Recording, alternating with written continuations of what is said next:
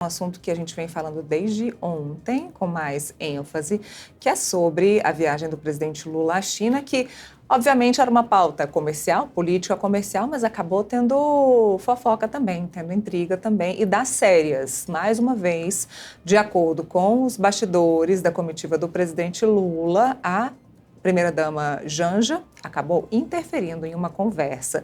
Isso deu o que falar e o presidente Lula, claro, negou tudo. Diz que foi ele o responsável pela pergunta sobre o TikTok, que a primeira-dama Janja não teve relação com a pergunta que ele fez a respeito do TikTok no Brasil. Mas eu estou com a Milena Teixeira aqui no estúdio do Metrópolis para a gente falar desse assunto, porque tem novidade. Milena, seja bem-vinda. Boa tarde. Boa tarde, Neila. Boa tarde para quem está assistindo a gente. Esse assunto é o assunto da semana aqui no Palácio do Planalto, viu, Neila? E deu o que falar essa viagem do presidente Lula, que era uma viagem com o propósito de fazer acordos comerciais entre o Brasil e a China, mas uma fofoca tem chamado mais atenção e tem tomado conta aí dos noticiários. Que fofoca é essa para o nosso ouvinte entender? A primeira-dama Janja, o presidente Lula, eles participaram de um jantar junto com o presidente da China e outras lideranças também do governo brasileiro e também lideranças do país estrangeiro. E teria se vazado uma conversa ali nos bastidores, quando a gente vai conversar com quem acompanhou o presidente Lula nessa comitiva, tinha deputado, tinha ministro, de que a primeira-dama teria interrompido uma conversa entre o presidente da China e o presidente Lula para falar uma opinião dela sobre o TikTok. E aí, Neila, o que pegou? Como diz lá na Bahia, na minha terra, o bicho pegou justamente porque quando vazou essa conversa, nos bastidores, o que se conta é o quê? Que o ministro da Casa Civil, o Rui Costa, ele é apontado como o principal suspeito de ter vazado essa conversa para a imprensa. E aí, o ministro da Casa Civil, Rui Costa, ele reagiu, né? Ele está negando, ele nega que ele tenha vazado qualquer tipo de informação. Por quê? Também porque o presidente Lula se demonstrou estar completamente incomodado com esse suposto vazamento e ele até veio a público dizer que isso era um absurdo, ele definiu como uma pachorra, né? Uma conversa tão íntima, uma conversa sigilosa entre autoridades vazar para a imprensa. E aí, Neila, como o Rui vem sendo fritado e apontado aí como o principal suspeito de ter vazado essas críticas da primeira-dama ao TikTok, ele cogitou, eu apurei com fontes do Palácio do Planalto e também com auxiliares, com interlocutores ali do ministro, que ele cogitou até fazer um pronunciamento para se defender, para negar, para dizer, olha, eu não vazei informação, eu não disse isso está errado. Só que ele foi aconselhado por aliados e também pelo ministro da Secretaria de Comunicação Social da Presidência da República, o Sidônio Palmeira. Ele foi aconselhado a não falar, a se calar, porque a avaliação ali interna, especialmente dentro do Palácio do Planalto, é que se ele vier a público para falar disso, ele vai vai dar mais alarme, vai voltar todos os olhos para o caso, dar mais atenção aí a essas supostas fofocas. Então, o ministro acabou desistindo de emitir uma nota, de fazer um pronunciamento, de falar sobre isso nas redes sociais. E ainda teve uma avaliação que foi o seguinte, Neila, que mesmo que ele negasse que tivesse feito qualquer tipo de vazamento, que tivesse conversado com qualquer tipo de jornalista, esse alarme, essa questão ia continuar vindo à tona. Então, ele optou aí por ficar calado, por não se pronunciar sobre esse assunto. O que os interlocutores do ministro Rui Costa dizem é o seguinte, que ele está sendo vítima, na verdade não é nem de fogo amigo, como a gente chama na política. Eles dizem que o Rui Costa está sendo vítima de um incêndio amigo, que ele está sendo vítima ali dos próprios colegas de governo que querem queimar o Rui Costa, que é um dos ministros hoje, para quem está assistindo a gente entender, do núcleo duro do governo, é um dos ministros mais próximos do presidente Lula. E o que os aliados do Rui Costa dizem é que há um incêndio amigo para tentar queimar a imagem de Rui Costa em relação ao presidente Lula. E o Rui Costa está bastante indignado com essa situação. Ele tem dito a aliados que é inaceitável isso, que isso não pode acontecer, que ele não pode ser apontado aí como um vazador de conversas sigilosas entre líderes, né, entre o presidente Lula, entre o presidente da China e quem estava ali. Mas o clima não está dos melhores no Palácio do Planalto não, viu, Neila? Imagina, o presidente Lula veio a público para falar do assunto, disse, repito, que ele disse que a primeira-dama Janja sequer perguntou, que na verdade ela só interferiu para falar da preocupação dela com as crianças no Brasil em relação a essa rede social, TikTok, a essa plataforma específica.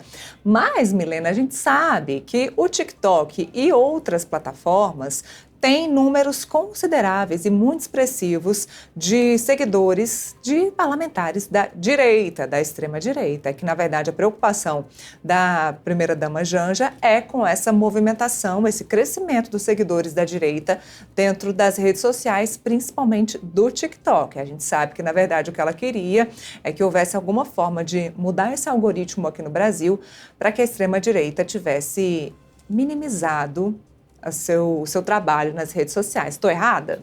É isso mesmo, Neila. A primeira-dama, segundo esses relatos, ela teria ali conversado sobre essa questão do TikTok hoje ser uma arma para a extrema-direita, ser uma arma para produção de notícias falsas, o que a gente chama de fake news mesmo.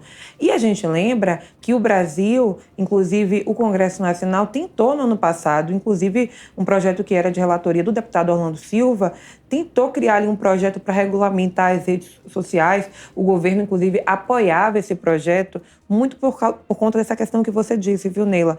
Porque na avaliação deles, o TikTok acaba sendo uma ferramenta aí para a extrema-direita viralizar. E aqui eu trago um exemplo do deputado Nicolas Ferreira. A gente lembra que o Nicolas, ele viralizou com aquele vídeo sobre a taxação do Pix, foi no TikTok, foi nas redes sociais. Então, o governo está de olho nisso e o governo queria ali, né, tá tentando barrar e conversar com o TikTok para que o aplicativo não seja utilizado como uma ferramenta, como uma munição aí para os aliados do ex-presidente Jair Bolsonaro. Então, o que se conversa nos bastidores é que teve essa conversa, essa crítica aí de que o TikTok seria ferramenta para a extrema-direita. E o governo Lula, o governo do PT, tem tentado conversar com essas plataformas digitais, especialmente em relação à produção de fake news. A gente vai ter aí, em 2026, próximas eleições presidenciais, e esse é um movimento também de olho, Neila, nas eleições presidenciais e de olho em personagens como o Nicolas Ferreira, que costuma viralizar no TikTok. Ele tem muito seguidor, muito acesso no TikTok. E tem uma questão também, Neila. O presidente Lula, a gente vê nas últimas pesquisas, por exemplo, ele está ali afastado dos jovens que consomem esse TikTok, desse público que está no TikTok. Então tem esse outro ponto também. Neila. Helena, você pontuou uma coisa extremamente importante.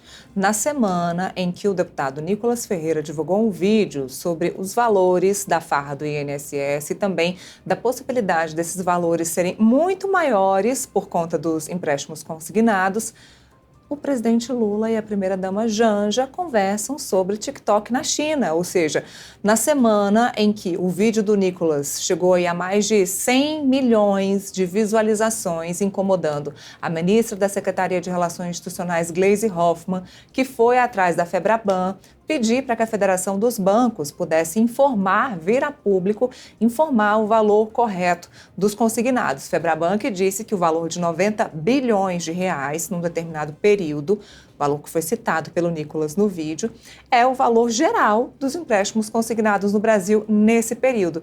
Mas o vídeo já tinha circulado, aí mais de 100 milhões de pessoas já tinham visto esse vídeo, queimando mais uma vez o governo do presidente Lula.